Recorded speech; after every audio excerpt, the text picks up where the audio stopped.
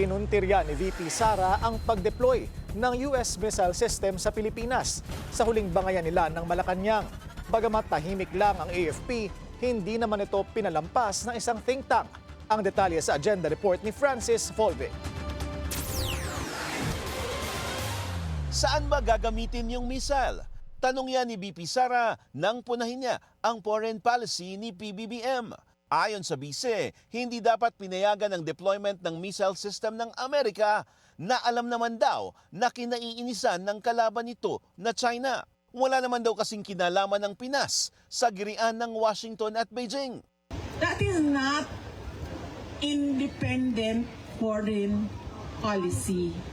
Yung problema natin sa West Philippine Sea do not make up our entire relations with China.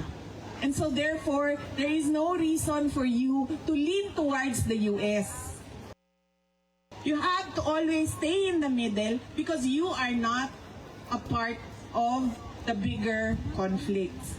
Hindi na ito pinatulan ng AFP. We defer all matters of policy to the appropriate government agency. Nevertheless, your armed forces will keep performing its mandate in furtherance of protecting our national interest all over the country. Hindi naman natuwa ang Strat-Based Institute sa mga pahayag ng pangalawang Pangulo. Wala naman daw kasing kinikilingan ng Pinas sa isang geopolitical contest. Dagdag ng Strat-Base, nakakabahala rin ang mga hirit ng BP dahil tila sinasang-ayunan nito ang narrative at propaganda ng China. Tanong ng think tank, bakit tahimik si Duterte sa pambubuli ng China, lalo na sa mga mangingisdang Pinoy sa West Philippine Sea? Pagtraidor daw ito sa bawat Pilipinong sumuporta sa kanya at umasang didepensahan niya ang soberanya ng bansa. Para sa agenda, Francis Volve, Billionario News Channel.